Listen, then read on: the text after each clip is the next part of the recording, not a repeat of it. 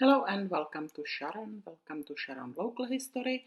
In this video, I want to show you a few pictures and videos from Gavin's Pond area. Sharon Friends of Conservation organized a hike in this very historically significant area, and I want to share a little bit about the history and the hike. The videos are accompanied by some pictures I took, as well as Gaurav, Shah and Josh Simons. I would like to thank them. Pretty cool pictures. So we met at Gavin's Pond at the intersection of Grapeshot Road and Foundry Street. Here I'm attaching a map of local trails that we hiked on, and you can just pause the video to see the whole image. At any point, you just use pause play button.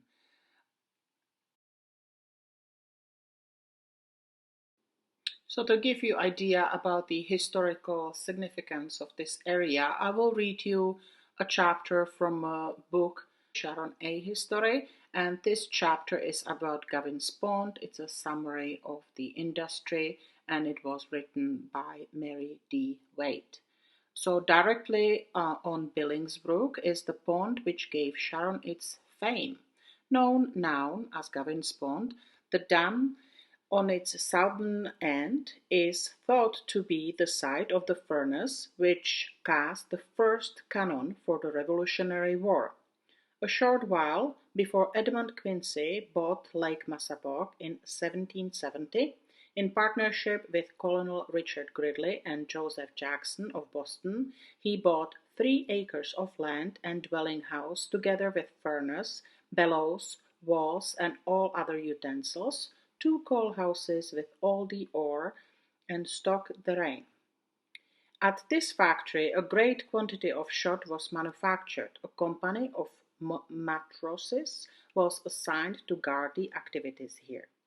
On January 24, 1774, the Committee of Safety and Supplies voted that all the cannon mortars, cannonballs, and shells be deposited at the towns of Worcester and Concord, voted that 450 of 4-pound cannonballs be bought from Stoughtonham to Sudbury, voted that 1 ton of grapeshot be carried from Stoughtonham to Sudbury, voted that 1 ton of 3-pound cannonballs now at Stoughtonham be carried to Sudbury, voted that 1/2 a ton of 2-pound cannonballs now at Stoughtonham, exclusive of what is for the use of the mattresses, to be carried to Sudbury.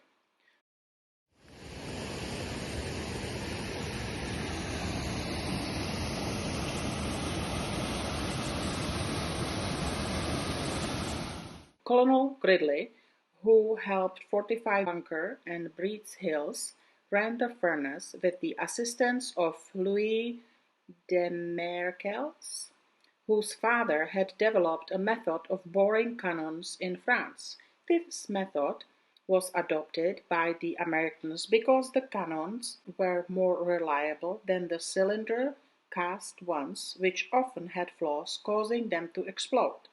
Gridley's cannon were bored by placing them perpendicular over a drill driven by a small water wheel. After cooling, the cannons were taken to Lake Massapequa, be proved by Colonel Gridley and Captain Nathaniel Curtis, son-in-law of Philip Curtis, the town's first minister. Edmund Talbot, who was one of the first historians in Sharon in 1905, added one interesting sidelight to the story of Sharon's cannon going to Dorchester Heights to help drive away the British from Boston. In a paper read before the Historical Society in August 1905, he stated, "There lived with my father 60 years ago an old lady by the name of Sally Leonard, and Sally, so she was called, was born in 1762, and during this very period was about 13 years of age. She related to my father that she carried a message from Colonel Gridley in Canton To the furnace in Sharon, the purport of which was to hurry up the manufacture of the cannon as they were needed for use at Dorchester Heights. Here are just a few images how we think the furnace looked like. I will create another video with more detailed information about the Stoughtonham furnace. However, here are just a few images, so we know that there was furnace for sure, and this location is actually where exactly it was. This is the owner of the property above who came to welcome us and gave us some information. We would like to thank Richard. There was an archaeological dig done in 1983, and this spot was put on National Registry of Historic Places. The 1830 and 1858 maps show that J. Holmes had a mill on this site, and in 1876 the estate is still in his name. He operated a sawmill here. Pictures of this mill and the lake appeared on several souvenirs for Old Home Week at the beginning of this century, meaning last century. So at this point I will throw in a few historical images. So this is Clapp's Shingle Mill, and other enterprises following the Revolutionary War continued to utilize the water power generated by what is known now as Gavin's Pond. The second image is the Deacon Fairbanks blacksmith shop and outbuildings. They were on the end of Furnace Street. An archaeological dig confirmed that the furnace existed when pieces of the molds used to cast the cannon were found there. This picture is an artist's drawing of the Stoughtonham furnace. The furnace was unearthed and the remains found in 1984 by members of Sharon Historical Society, assisted by archaeologists from Boston University. Among the workers at the dig were from left Claire Foreman, Herb Gardon, and Elliot Darrow. Their handwork confirmed that the furnace did exist. The site has been placed on the National Register of Historic Places.